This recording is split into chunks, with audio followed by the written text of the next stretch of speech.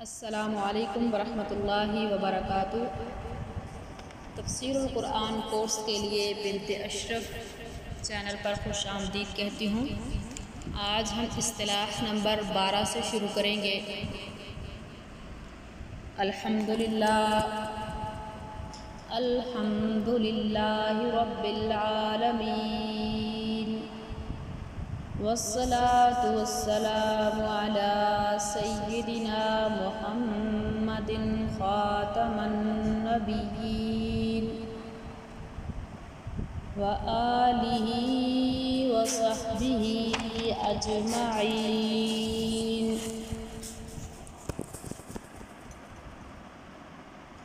اصطلاح نمبر 12 ہے اعادہ برائے بعد عہد۔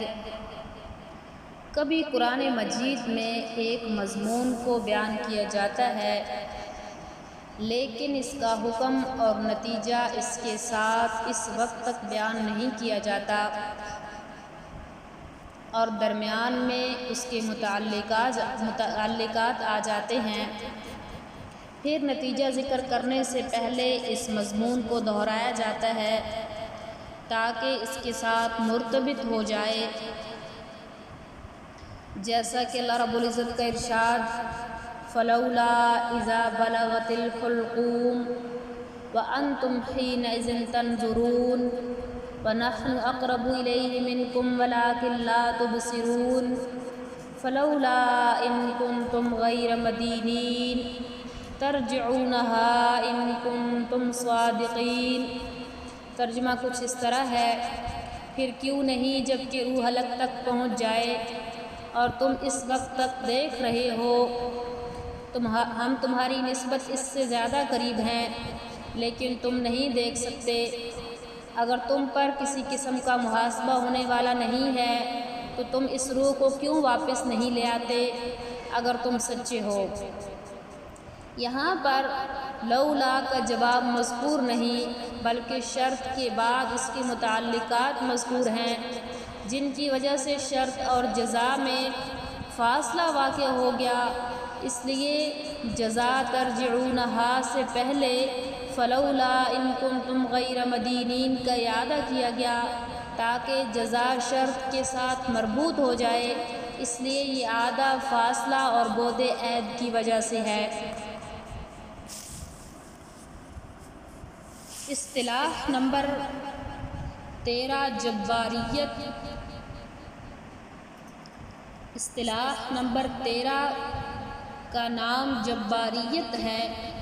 اللہ رب العزت نے انسان کو حق سمجھنے، دیکھنے اور سننے کے لیے دل، آنکھیں اور کان دیے اور حق سمجھانے کے لیے انبیاء کرام کو مبعوث فرمایا اور ان پر کتابیں نازل کی۔ ان تمام امور کے باوجود جو شخص حق کو نہ سمجھے، نہ دیکھے اور نہ سنے بلکہ ضد اور عناد کی وجہ سے حق کا مقابلہ کرے اور اپنے عقائد باطلہ اور اعمال مشرکانہ پر ڈٹا رہے، تو ایسے لوگوں کے حق کو سننے اور سمجھنے کی توفیق نہیں ملتی اور ان کی وہ توفیق موقوف ہو جاتی ہے اور اس طرح ان سے ایمان لانے کی توفیق سلب ہو جاتی ہے۔ اس حالت کا نام مہر جباریت ہے اور یہ جبر نہیں، کیونکہ جبر تب ہوتا کہ حق سمجھنے کی قوت ہی نہ دی جاتی اور حق پہچاننے کے وسائل مہیا نہ کیے جاتے۔ قرآن مجید میں اس مفہوم کو مختلف عنوانات سے بیان کیا گیا ہے، جیسا کہ اللہ رب العزت کا ارشاد ہے لَهُمْ قُلُوبٌ لَا يَفْقَهُونَ بِهَا وَلَهُمْ أَعْيُنٌ لَا يُبْصِرُونَ بِهَا وَلَهُمْ آذَانٌ لَا يَسْمَعُونَ بِهَا أُولَئِكَ كَالْأَنْعَامِ بَلْ هُمْ أَضَلُّ أُولَئِكَ هُمُ الْغَافِلُونَ۔ ان کے دل ہیں کہ ان سے سمجھتے نہیں اور آنکھیں ہیں کہ ان سے دیکھتے نہیں اور کان ہیں کہ ان سے سنتے نہیں، وہ چوپایوں جیسے ہیں بلکہ ان سے بھی زیادہ بے راہ ہیں، یہی لوگ بے خبر ہیں۔ اس آیت میں ان کی اس حالت کو کسی سبب کی طرف منسوب نہیں کیا گیا۔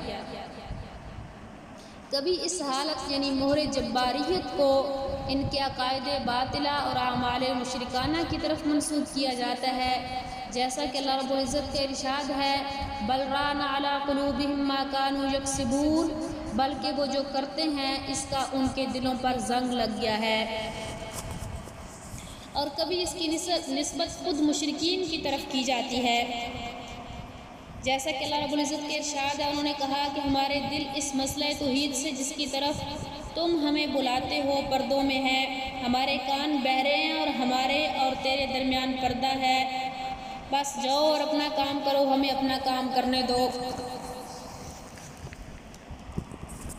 اصطلاح نمبر 14، ربط القلب۔ ربط القلب مہر جباریت کی ضد ہے۔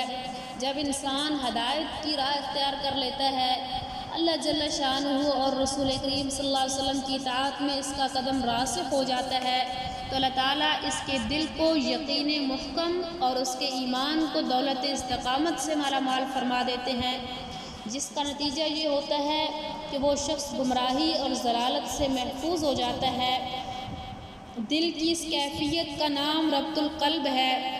حدیث میں اہل بدر کے بارے میں جو اللہ رب العزت کا ارشاد مذکور ہے، اعملوا ما شئتم قد غفرت لکم، جو چاہو کرو میں نے تمہیں بخش دیا ہے، اس میں اسی قلبی کیفیت کی طرف اشارہ ہے۔ مطلب یہ ہے کہ میں نے تمہارے دلوں کو اپنی طرف مائل کر دیا، تمہارے دلوں میں نیکی محبت اور برائی سے نفرت بھر دی، اس لیے اب تم گناہوں کی طرف نہیں جا سکتے۔ قرآن کی متعدد آیتوں میں بھی اس کا ذکر کیا گیا ہے، جیسا کہ اصحاب کہف کے متعلق ارشاد ہے وَرَبَطْنَا عَلَىٰ قُلُوبِهِمْ إِذْ قَامُوا فَقَالُوا رَبُّنَا رَبُّ السَّمَاوَاتِ وَالْأَرْضِ لَن نَّدْعُوَ مِن دُونِهِ إِلَٰهًا لَّقَدْ قُلْنَا إِذًا شَطَطًا۔ ہم نے ان کے دلوں پر ربط کر دیا، جب وہ حاکم وقت کے سامنے کھڑے ہوئے تو کہنے لگے ہمارا رب وہی ہے جو آسمانوں اور زمین کا رب ہے، اس کے سوا ہم کسی اور کو معبود ہرگز نہیں پکاریں گے، ورنہ ہم عقل سے دور کی بات کہیں گے۔ ربط القلب دراصل ہدایت کے چوتھے درجے کا نام ہے۔ ہدایت کے 4 درجے ہیں۔ انابت یعنی اللہ کی طرف رجوع کرنا اور ضد و اناد کو چھوڑ کر راہ ہدایت کی تلاش اور جستجو کرنا۔ ہدایت صرف انہی لوگوں کو نصیب ہوتی ہے جن میں انابت اللہ کا جذبہ موجود ہو، چنانچہ اللہ رب العزت کا ارشاد ہے یہدی الیہ من یشاء، یعنی اللہ تعالیٰ ہدایت کی توفیق صرف ان لوگوں کو دیتا ہے جو اس کی طرف رجوع اور انابت کرتے ہیں۔ اور دوسرا درجہ ہدایت یہ انابت اور رجوع اللہ کے بعد حاصل ہوتی ہے، یعنی سیدھی راہ یہ انابت اور رجوع اللہ کے بعد حاصل ہوتی ہے۔